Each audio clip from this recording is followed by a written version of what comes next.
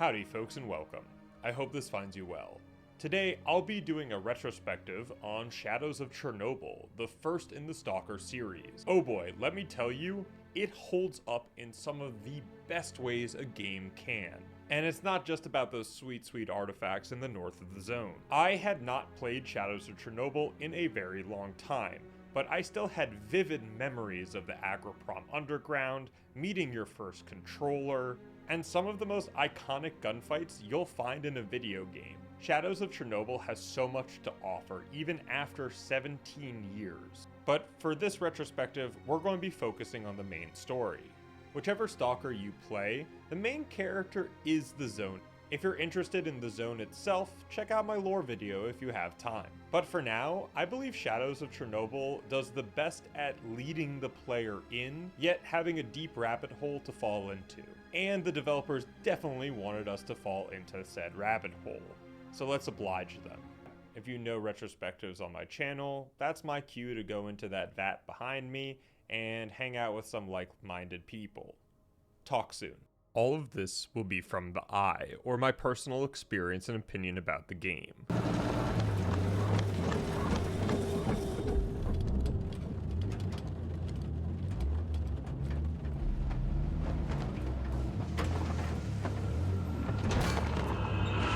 Whoa, creepy face.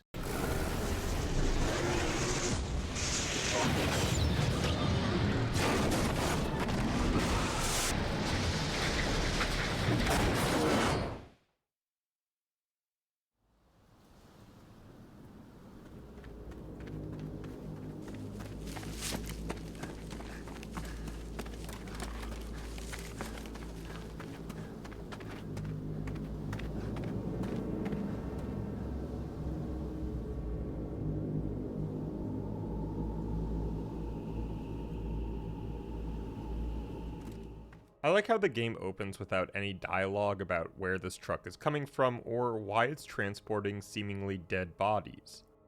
The only thing we get is from the guy who found us calling it a death truck and saying the person is marked. What have you got? A body. It came from the death truck. It's got the mark. Well, you know the drill. Leave him on This is a live one. Bullshit. You are lying. Let the zone take me if I am. Sidorovich, this guy, doesn't believe it that there was a live body, which is a subtle way of saying, this is a rarity. I truly enjoy this type of storytelling, and SOC benefits from its pacing. You'll be discovering lots of stuff, but not at the point where you think everything is being spoon-fed, especially later on in the game where it's up to the player to read off their PDA, but we'll get there. For now, Sidorovich finds a PDA saying, kill the Straylock, and our adventure begins. So, Marked One, I saved you. And I'm not going to pretend I did it to win favors upstairs. You do some jobs for me, and we're even. Holy god, I forgot about the graphics. Sidorovich, my friend, I'm glad they glammed you up later. Sidorovich informs us we have amnesia, and saving our butt wasn't for free.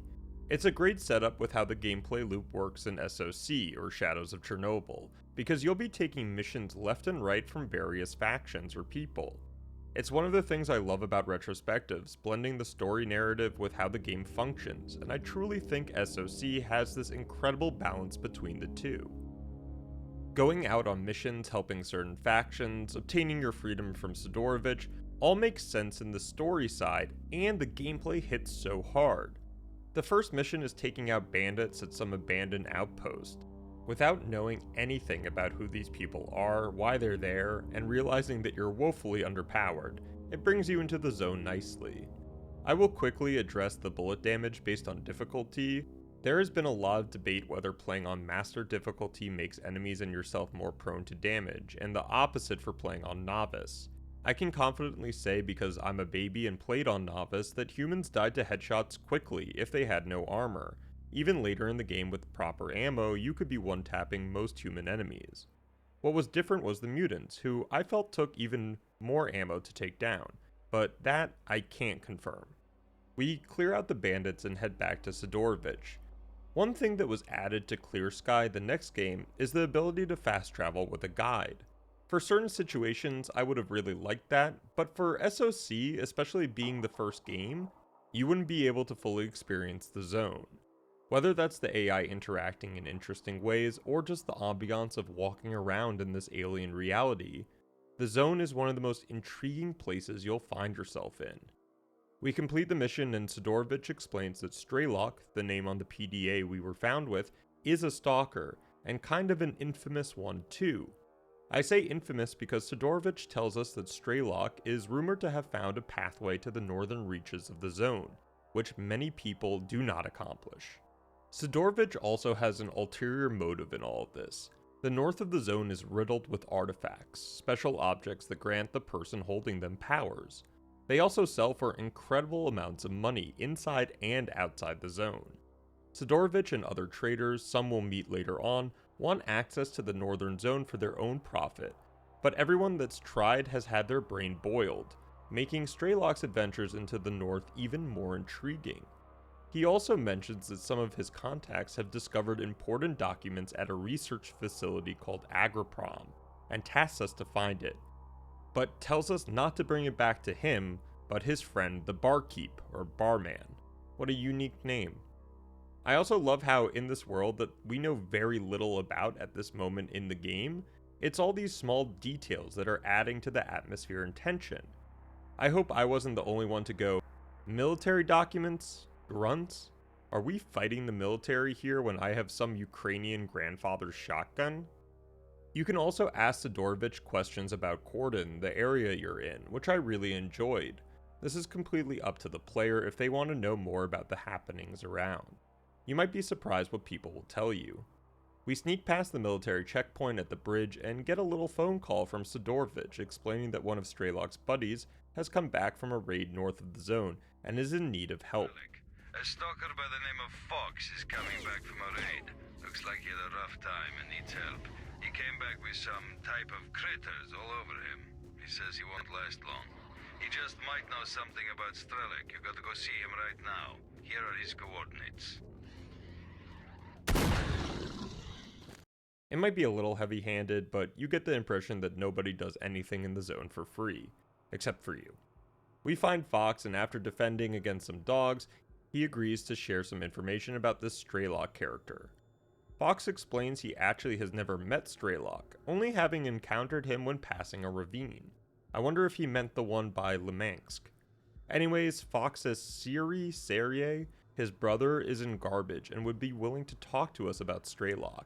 I'm guessing for a price, so we make our way there. While we head north, I want to highlight one of my favorite things in open world games, or semi-open world games. Points of interest. You can do a lot with points of interest, especially when tying value through history or lore. S.T.A.L.K.E.R not only does that, but you can see the zone through different time periods, which shows the shifting power dynamics. The game wants you to explore, especially having stashes as a main reward for completing quests. It's a great reason to go off the beaten path and stumble upon some incredibly interesting areas. We get to garbage and come up to a stick-up. I really enjoyed these moments in SOC and forgot how many scripted situations there are, like these bandit encounters when you first enter the garbage. I've got nothing! Your cash and your artifacts, and quick, you asshole! It's the bandits! Help! A lot of people like to talk about the AI in these games, and the openness of their choices have a huge effect on the atmosphere. I can also say that I enjoyed the scripted moments even more this time around, and I think I'm lusting for that mid-2000s linear FPS game like Half-Life 2. Anyways, we help these loners with the remaining bandits, and I absolutely love the early gameplay in SOC. The time to kill is so satisfying, you just need to play this, especially when you get the VSS during the late game. The AI in gunfights were pretty good, flanking when available, using corners and cover. I was pretty happy with each encounter, especially since you or your quest person can be killed very quickly. And that's a good thing, because I've played through all 3 games before starting the scripts for them, and oh boy, I never want to go back to Clear Sky. And we'll get there during that retrospective. So we defend against the bandits and come out with one of the loners' upgraded weapons, which I had never done before, and it stayed with me to the mid-game. Already SOC's gameplay loop was addictive. finding quests, killing bandits or mutants, looting everything. Plus you have these stashes I talked about right before, and there was no stopping this train. The only thing I would have liked is easier access to traders. There were so many times that I was in the middle of nowhere with a ton of good loot and no one to sell it to. And I really wanted to sell it because you can get exquisite armor later on with the right amount of rubles. We meet with Fox's brother and he tells us that a friend of his has found S.T.A.L.K.E.R stash in the Agripom underground. If you're asking if this is a breadcrumb chase, you're damn well right. Go along with it. It's something I'm excited to see in Stalker 2, the narrative they'll be going for, and how they want to incorporate the story. I'm always a big fan of simple story, detailed worlds. But I digress. We go to Agripom and are confronted by some loner telling us the military is sending in some helicopters to kill off everyone. Damn, that's a military air assault force. Our guys are there. Including the person we need to talk with. I truly love the gunfights in SOC. They're one of the best parts in the game, and having squads of duty, freedom, military wiping each other out, and me just running around looting, it's amazing.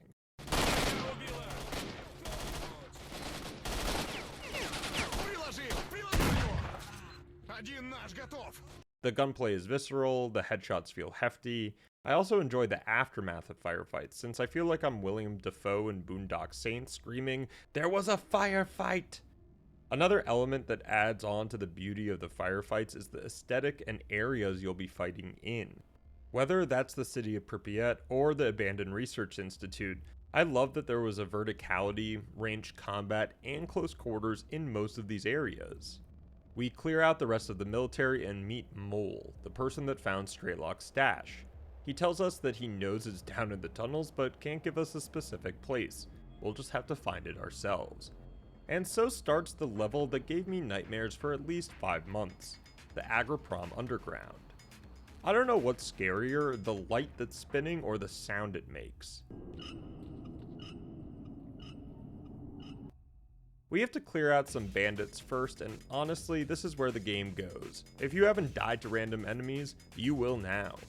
SOC does an excellent job with the power level that you'll be facing throughout the game, and you'll be finding better weapons and armors. And so will your enemies. These bandits having superior weapons to the ones we fought at first made me feel like I was progressing, not only with my character, but deeper into the zone and the unknown. Also, if you know, you know.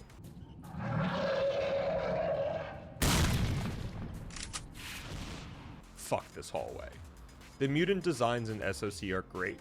Texture-wise, we're probably not going to get there. But the bloodsuckers going all cloaked wraith is pretty awesome, even if it still scares me to this day. We fight past some military and find S.T.A.L.K.E.R's stash. If this was my first time playing, it would have taken me longer, but out of not wanting to be down in the tunnels for longer than needed, I memorized my way around.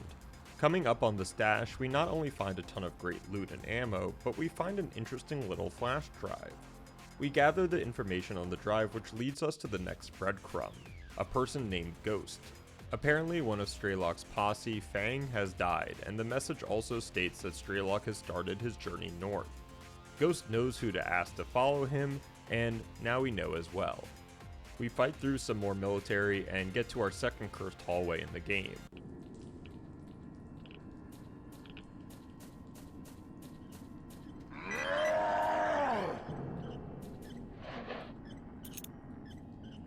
This is a controller, and they're pretty scary. Not only are they psychic, but they can control human minds, and if you've never played these games and are asking, what the heck do you mean they're psychic? What is going on? Why do people's brains boil in the north, or any of that? Don't worry, the payoff is pretty gratifying. We get out of the tunnels and have snuck into the military base. Now there is stealth mode in this game, but I had no luck sneaking around, especially if one person sees you, the whole place goes into alarm. Honestly, the shooting was so much fun, I didn't care. We clear what feels like hundreds of military personnel and grab the secret document. I really hope there's something good on these bad boys. Next stop, Barkeep. Whoever helps us push back this scum won't regret it. Duty word.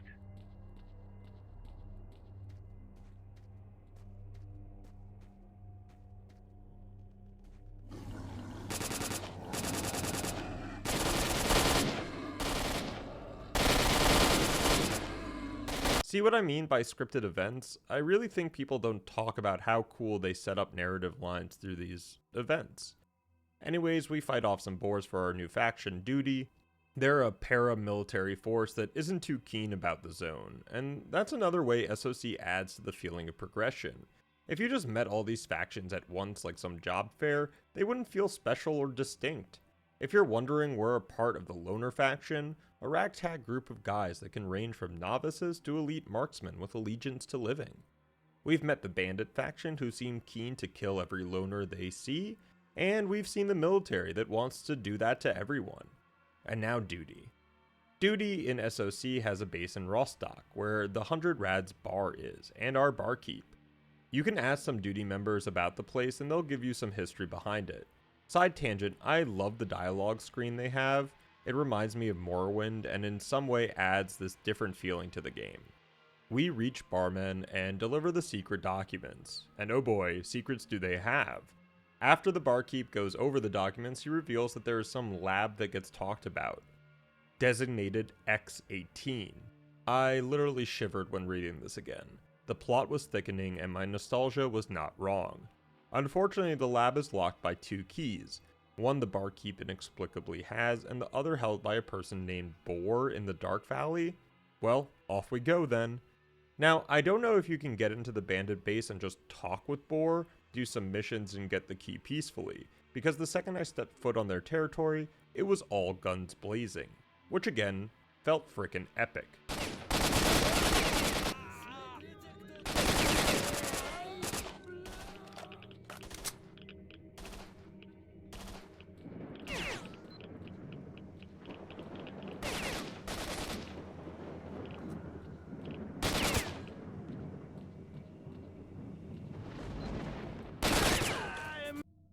We blast our way through the derelict factory, and even if I died a lot, I couldn't help but smile. It also helped that I had some good luck with artifacts this run, gaining the 400% health from a random stash and an anti-radiation one that was tremendous while traversing through the northern areas. We kill the bandit leader, obtain the key, and make a dash for the lab, which is underground another factory. Wow, you can see the infrastructure that was here previous to 86. I wonder why.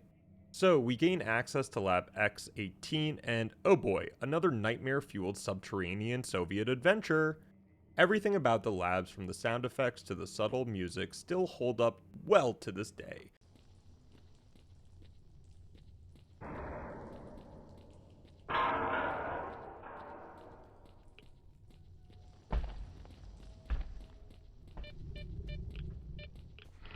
And I was just flabbergasted.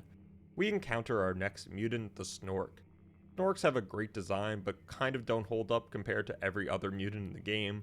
Firstly, they sound like an actual tiger, which yeah, it's scary, but when you think about a tiger with a gas mask, I couldn't help but laugh.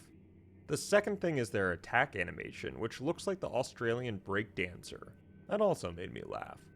After exploring for some time, we get the access code to the lower floors of the lab, which is filled with poltergeists. Poltergeists are like floating energy balls that can throw random objects at you. Honestly, on the scale of physics coding back in the day, this was really impressive to see objects being tossed around or picked up.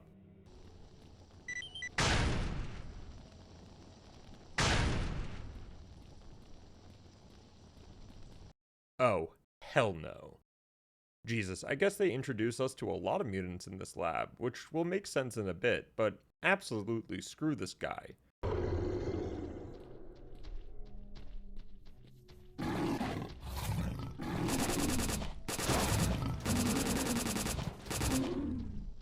How is this enemy neutral? Anyways, we get to what hopefully is the final passcode and enter the main laboratory of X-18. God damn, is this stuff cool.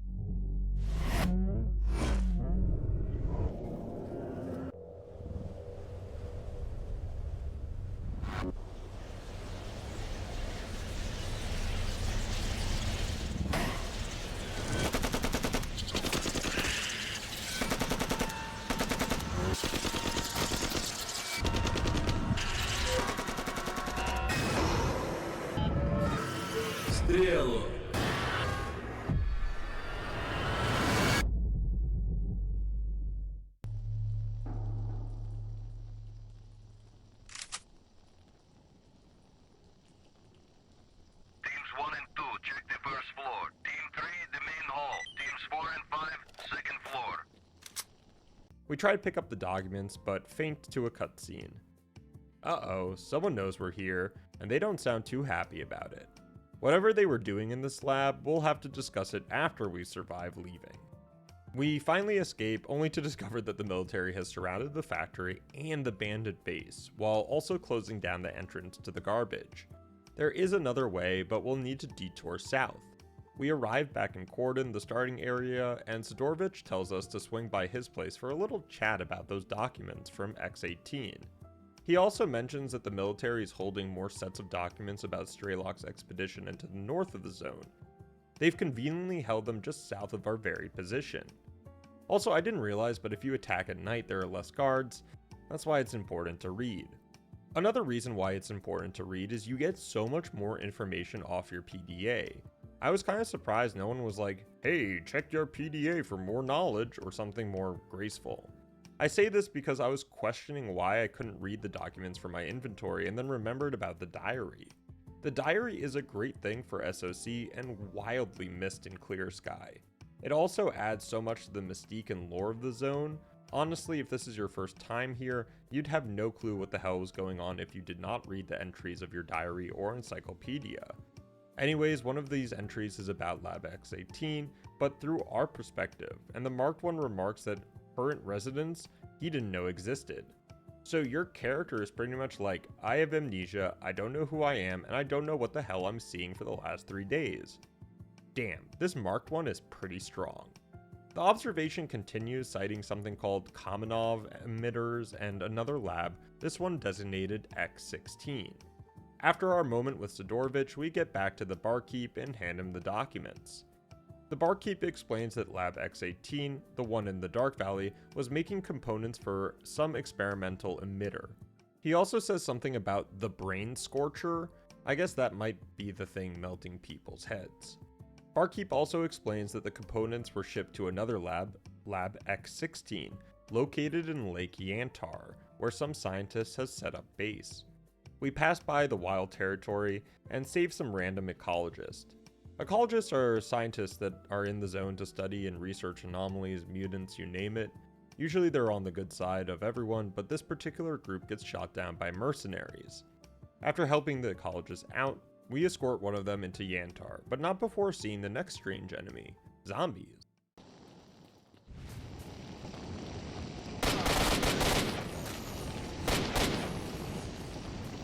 I love how they just use the word zombie and not scorched or brainless, it's just zombie. We make it to Yantar and meet Professor Sakharov, who thanks us for escorting his ecologist buddy through the wild territory, but is kind of weird at first, like he knows us or something. Anyways, we just drop the piece of knowledge that there's a secret lab around this area and wonder if he can help us out. I really like the professor because you get this gut feeling he's hiding a bigger picture, but is still willing to help you and his research. Like how he says he's been interested in Lab X-16 for a long time, which means he's known about it for a long time. Unfortunately, Sakharov informs us that we need some special protection to enter the area he thinks the lab is in due to something called a psi field, which directly affects people's consciousness, hence the zombies. The professor does have a device he thinks could work, but it needs some calibrating, and thus we go on our little science experiment. After shooting a ton of zombies who are really into macro data, a blowout occurs and we get a little cinematic where Fang and presumably Ghost are talking to someone. We can do for you. The blowout is minutes away and we won't get through with him. No, Fang, I'm not leaving him.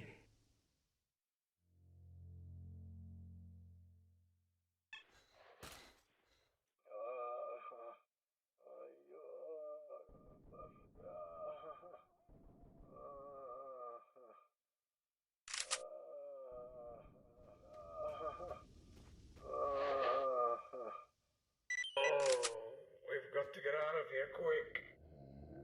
I've got the measurements now, we just need to get back to the bunker. Now, like any franchise, retconning or changing certain things happens, and I was confused here since I thought blowouts would cause you to turn into a zombie. How did the Mark I and the scientist survive? We don't have the device until after, right? Right? Let me know in the comments below if you have the answer. The professor now tunes the device and we have our defense against the psi field, if only for a certain amount of time. He also explains that we'll need somehow to turn off the emitter while we're down there, or we'll be toast, psi defense or not.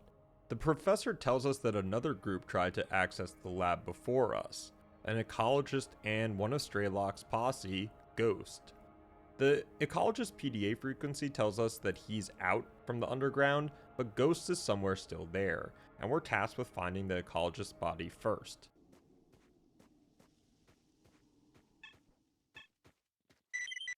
We've got all the papers. We know how to deactivate the source of the emission.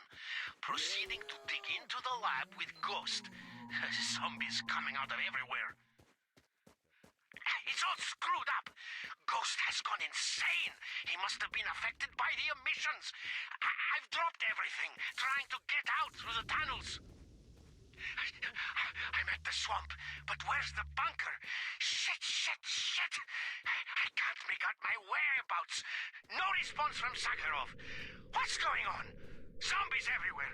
I'm running out of ammo. Oh, that does not sound good. Now with the information how to shut down the emitter and the location of Lab X16, we make our way to another factory. I wanted to highlight the intentional bodies marked around here. They're unlootable, so you know the developers meant to showcase these guys. I just love the piece of copper sticking out of some random loner, the zombified corpses strewn around, and the amount of factions that look to have died here. Anyways, we fight our way through and end up in our third nightmare-fueled subterranean Soviet science lair. Oh yay! Lab X16 is where the boys become men. Not only are there a ton of enemies down here, but night vision absolutely is trash in this game, except for the one suit that has a nice bluish color to it, but makes an annoying sound. So, I was scared shitless because of the lighting down here, and give all the kudos to this game engine and their design work. We make it to the emitter and are timed to shut it down. I love the scale of this place, and if you've watched my Portal videos, I love the feeling of descending and ascending in video games. This set piece is definitely up there for that. I hope questions are swirling in your mind right now, like, what the hell is an emitter? Why would they build something like this? And is that a gigantic brain? Okay, Shadows of Chernobyl, you have me. What the hell is going on?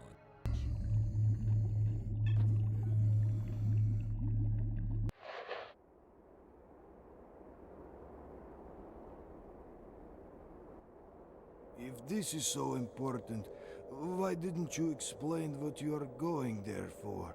And where did you get this photo from? If you only knew where I've just been and what I saw. One day you'll finish badly, S.T.A.L.K.E.R.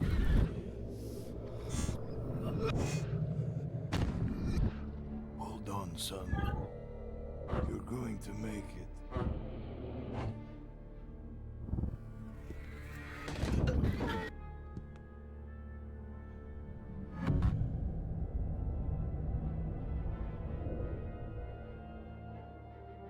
Where will you go now? To the north.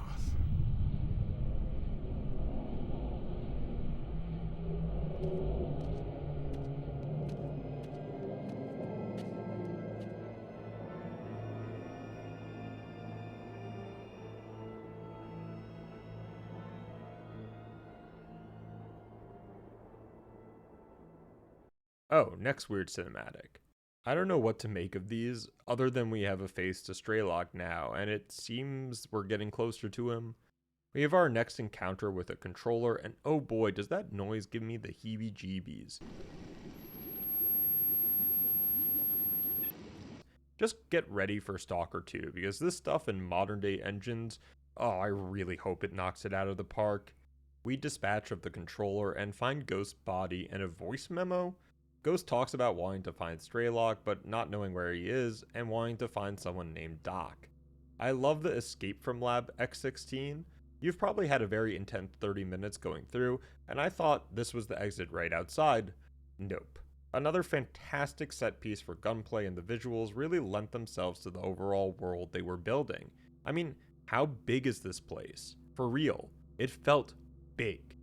We also have more helicopters, but this time they're working for the professor to try to clear out some of the zombies now that the emitter is shut off.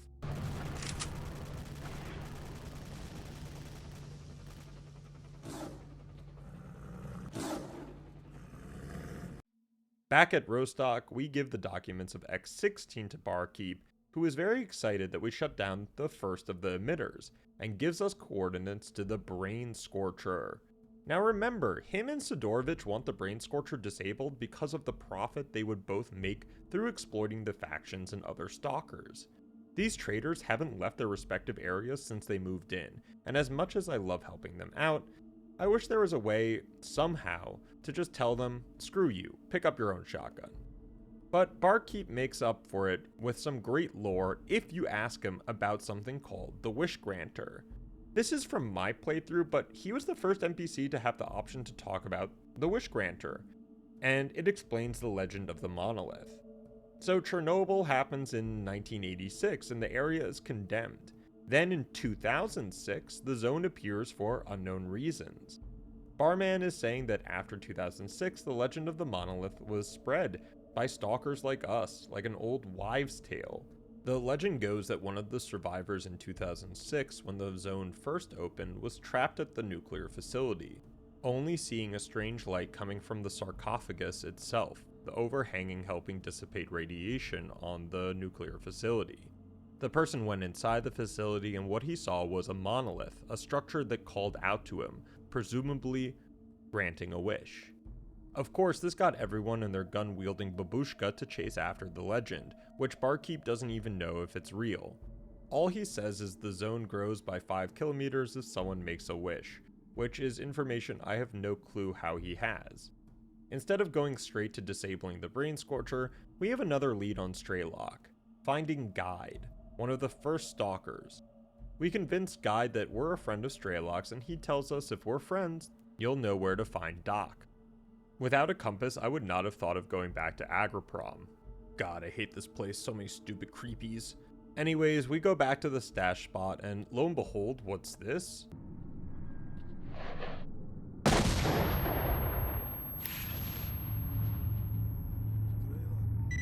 Hey, S.T.A.L.K.E.R. S.T.A.L.K.E.R, come on, man, wake up. Oh, that's better. You had me worried. What the hell are you doing, man?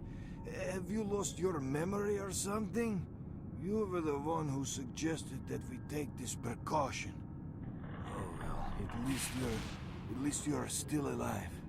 Look, S.T.A.L.K.E.R, we've got no time, so I need you to listen to me. Everything you have said about the monolith is true. All of it. It is just an illusion manufactured in a lab next to the sarcophagus. And nobody who reached the monolith has ever come back. Looks like they have died there. But anyway, while you're away, I dug up some more info. And basically, there is a decoder to open the door which leads to the monolith controls. And this decoder is hidden in a stash in Pripyat. Now I'm going to give you the coordinates of this stash, and I'm giving you the key to open it. I want you to take the decoder, and I want you to find the door in the sarcophagus. And then you'll know what to do. But it seems that this is the only way of uncovering the zone's real secret. This is the one you have been trying to work out, S.T.A.L.K.E.R. Oh yeah, so that was a quick turnaround, having the monolith explained as some legendary tale, and then having Doc not only say that we're S.T.A.L.K.E.R himself, the person we've been trying to find the whole game, but that the monolith is a fabrication and another secret lab is running this whole entire thing. Wow, okay, gives us an exposition dump and then leaves us on the ground? Come on, Doc. Doc does give us the coordinates to some decoder for a door within the power plant that he says will shed light on the dark secret of the zone. And honestly, I did not do this the first time I played back in the day. I think I went fully north after shutting down the first emitter and didn't even know this was a thing. Until I watched the cinematics a couple of years ago, I was confused why I had never seen the true ending. Oh, I almost said something I shouldn't have. Anyways, our next stop is disabling the Brain Scorcher. North we go. Now, for this playthrough, I only did a couple of side missions for Freedom and Duty. Honestly, I felt like Mac from It's Always Sunny, playing both sides. If I kept neutral, then both would help me fight mutants, and other things. Regardless, I'm excited to focus on the factions more in my upcoming factions video. I will say Freedom has more significant job defending what is called the barrier. The barrier, as Cap explains it, is the last line between the normal zone and whatever the Pripyat fuck this is.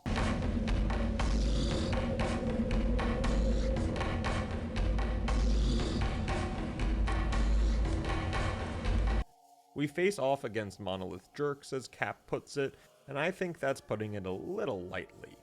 Monolith, from my experience only in this playthrough, seem to have something to do with the monolith Barkeep was talking about. But if Doc says it's an illusion, who the heck are these guys? Again, the atmosphere is almost perfect, and I believe they do add weather to certain events like entering radar, but that's okay since, again, I'm a fan of linear storytelling and direction. We don't always need random weather effects in AI generation, but I digress. We fight through literally an army of monolith, some with RPGs, which holy crud, very cool, but I don't like my armor getting damaged. We finally get to the Brain Scorcher, and wow, they have this place locked down. Oh yeah, these guys are crazy. They're definitely getting scorched. Okay, I'll see myself out. Again, the scope and scale of these levels are just fantastic. The sheer size of this lab gives me the shivers, like, how much work did the Soviets put into all of this? These facilities are huge, and the feeling of descending into peril was so tangible that I had to take a small break before the next part. We turn off the Brain Scorcher and faint again. Jesus, Straylock, I think you need to see an actual doctor, not someone named Doc. The vision is a little bit more telling, showing us that Straylock has been to the center of the zone and has witnessed the monolith.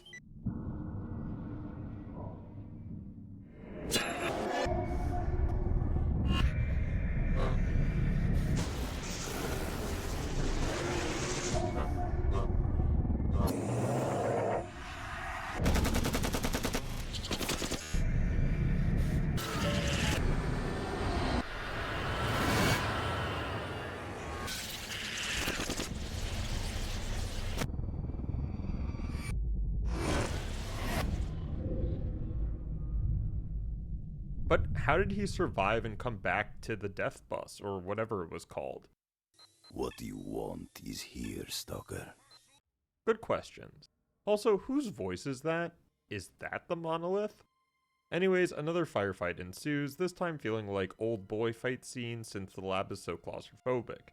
I guess it's a trope of SOC to enter a building, escape, and then have the military or monolith chase after you. We avoid both and make our way to the newly opened north of Pripyat. Now, coming up is probably one of my favorite sections of any game. For myself, it's most comparable to the last couple of levels in Half-Life 2. As you come to understand, you know very little of the world you've been playing in. Getting to Pripyat is one of those moments where I truly felt like I had deserved this opportunity. Not only was I flush with sick artifacts, but we had a group of loners kitted to the nines, and oh boy, did we need them. Fighting through this long stretch of road with monolith popping out of every single building is something you have to experience for yourself, if you're into shooting games. Also, what the heck, like the details here with no loading screens is wildly impressive, and the aesthetic cannot be matched, since you can see what the zone has done to this place. Again, an alien reality. After fighting through a garage and dodging Gauss rifle shots, we make it to the hotel room and pick up the decoder Doc had stashed away. Or did he stash it away? Did he just know where it was? I'm so confused. We clear out the rest of the monolith, but for some reason have this cutscene in the stadium. Rather than fighting this out, which makes me so sad, it looked awesome. Who's he here?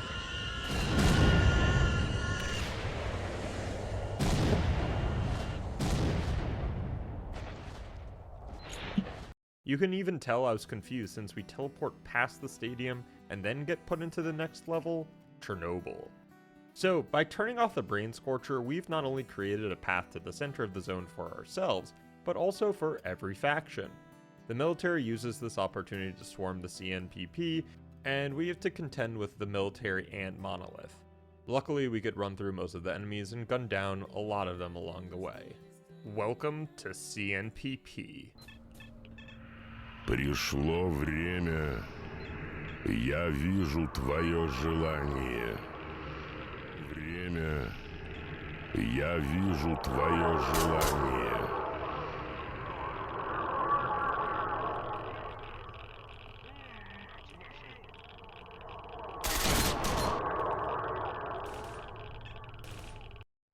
Good God, that voice is something I will never forget. Somehow it's horrifying yet calming. Did anyone else feel like that? The music as well is so unsettling, with the radiation ticking uncontrollably and having to fight through congested corridors. This part is so worth the game. Like, this part alone. Trust me, you will feel like a badass. Now, I'm showing you what I assume most people did and go straight to the reactor because the quest has it designated, but we've done our due diligence, and we're going down this insane rabbit hole. We get to the door that Doc has told us about, and what the hell, they teleport in? Oh, Jesus. I love the standoff by the first door, and just getting the found secret lab made my nerdy side go wild. We were finally here. We fight through another platoon of Monolith, and what did I say about the VSS? This thing eats Monolith for breakfast. I was so happy with the bullet drop, the feel of the gun, the sound of it, and it begs the question, why did they change this for Clear Sky? Oh God, why? We clear our way to the room to discover that Doc was correct. The monolith is being projected by some apparatus. Better just shoot these things?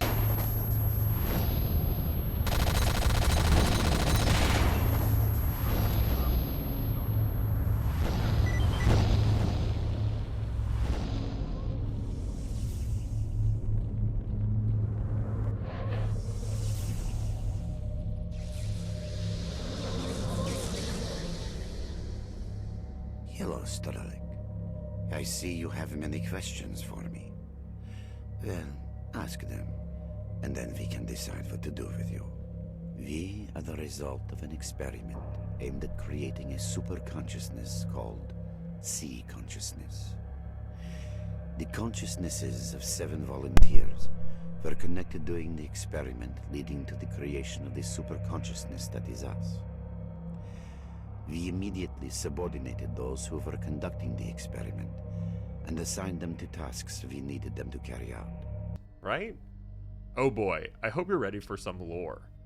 So, we talk with C Consciousness, who explains that there is an energy sphere around the Earth called the Noosphere, which they wanted to manipulate, or as they say, for the betterment of humanity.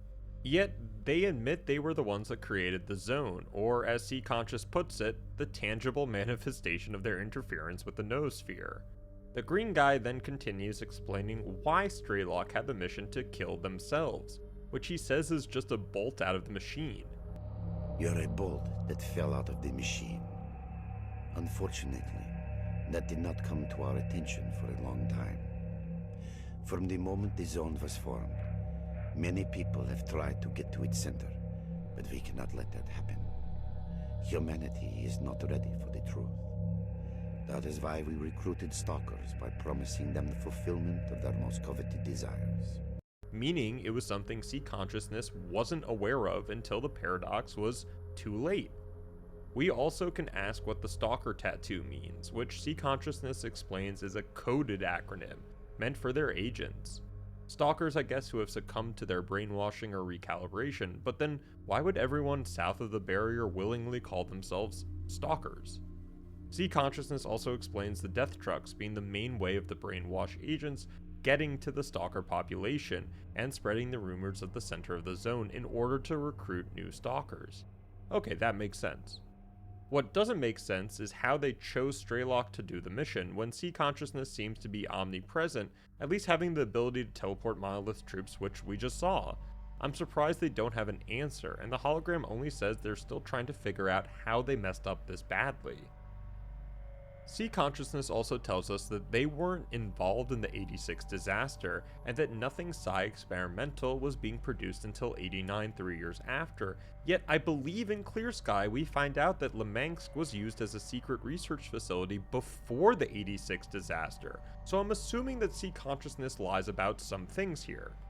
And then we get the choice. That depends on you. The zone is growing. We are trying to restrain its expansion, but humanity seems to be intent on hindering our work. Our resources are not limitless, and the bodies connected to C consciousness eventually die. If you join us, we can restrict the zone's growth. If you decide otherwise, we cannot make a credible prognosis of the outcome. Join the merged minds and maybe control the zone, or screw those people. I chose screw them. We instantly get teleported away from C Consciousness and now have to fight our way throughout the exterior of the power plant. This was frickin' epic. Not only monolith enemies teleporting everywhere and you utilizing anomalies to teleport yourself, but again, it's the sheer scope of this level. My mouth was to the floor. Talk about verticality and spacing. Having the sniper rifle made certain shots a breeze, and I also enjoyed the fact that the ground shaking threw off my handling, even though it kind of got annoying after a little bit. This game for 2007 has remarkably held up through gameplay mechanics, vivid visuals, incredible sound design, and a great story to boot. This was a fitting ending fighting off monolith soldiers with the backdrop of the CNPP. There's also a definite reference to Half-Life here. What's the meaning of this? Who are you? How did you get in here? And apparently you can throw a grenade and kill Sidorovich if you have the right timing. We go into another portal and bam, cutscene.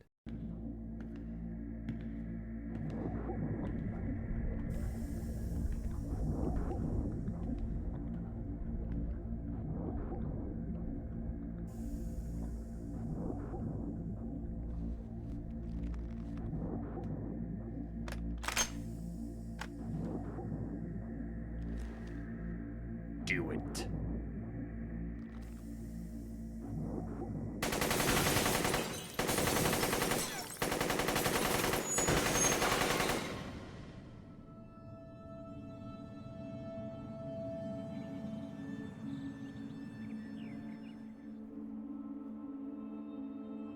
I don't know whether I was right or wrong. I guess I'll never know. But I made it. And I guess I should be thankful for that.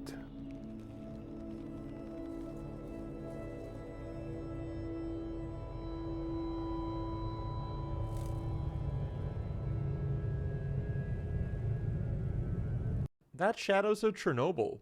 Holy goodness, what a game. Honestly, it's one of my favorites of the 2000s, even if you don't know what happens until the third game. And we'll get there. I love how Straylock says, I have no idea if I did the right thing. I love that because I felt the same way. I guess I have to change my flair on Reddit since I was brainwashed into loving Monolith, and now I know it's a goddamn lie. I think I'll join the Mercs, see what jobs I can do. But, oh boy, what a truly fantastic game Shadows of Chernobyl is. I cannot thank you enough for taking the time out of your day to listen to this adventure. I would love to hear what your thoughts on the game are, what story and lore elements you liked, and if I didn't focus on something you found important, what was it? Let me know in the comments. I can't wait to write the next script for Clear Sky, starting probably in the next hour, because holy god, is it not the game Shadow Chernobyl is. It's not horrible either, but stay tuned. If you really enjoyed the video, check out my channel. There's something there for everyone, I make sure of it, and as always, see you next time.